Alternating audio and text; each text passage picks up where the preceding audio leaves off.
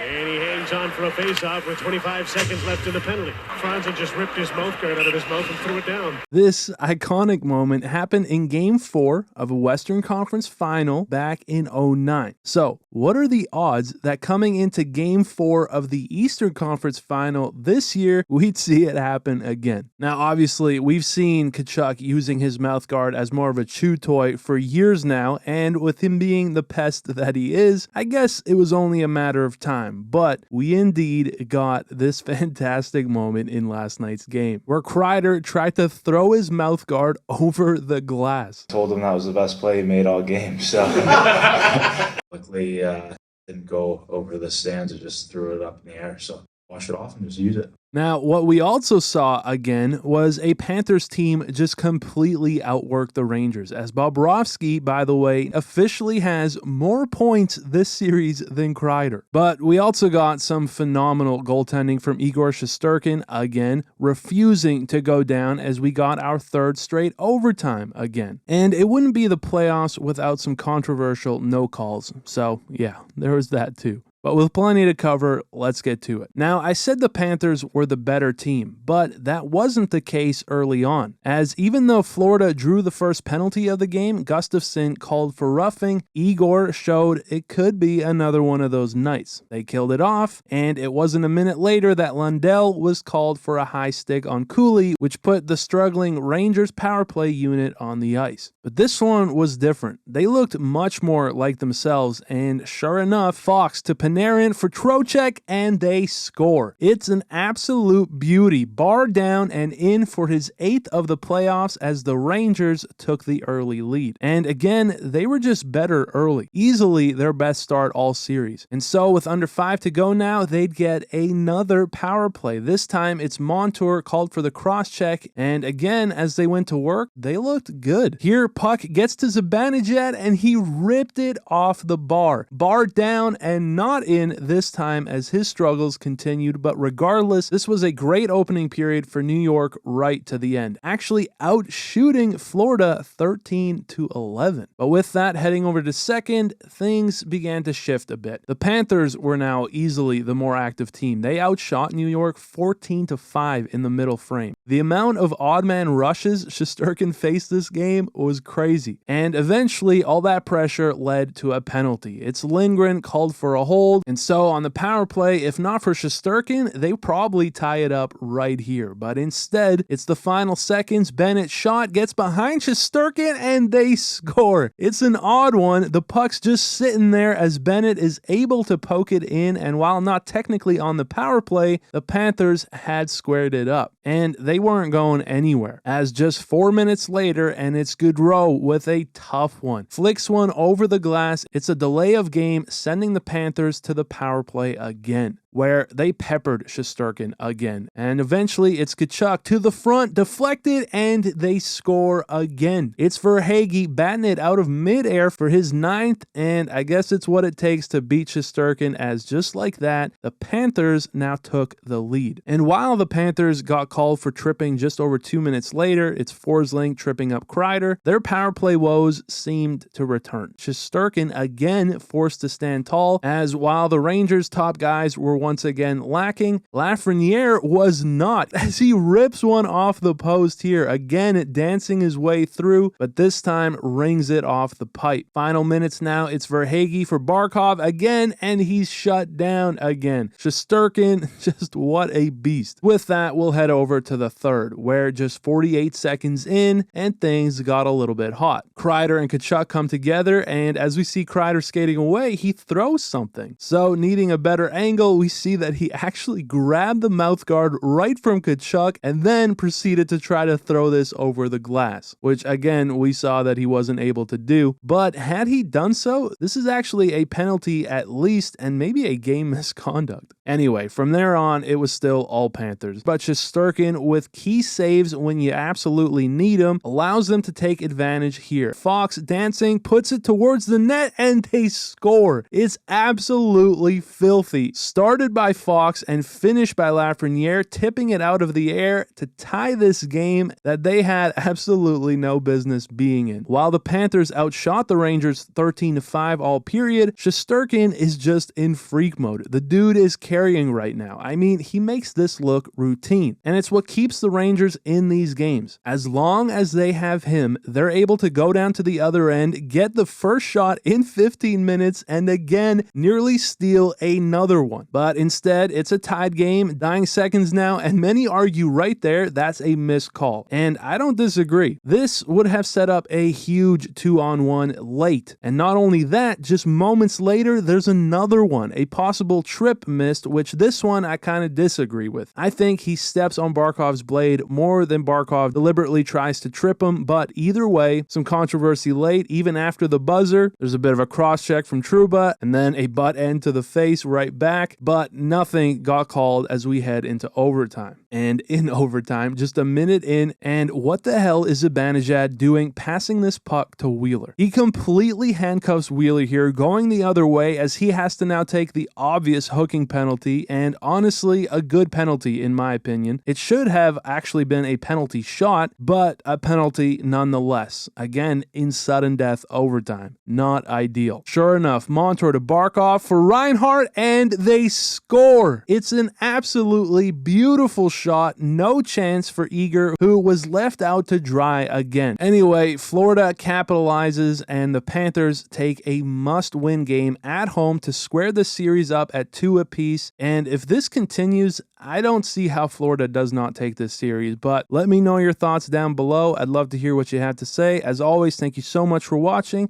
and I'll see you in the next one.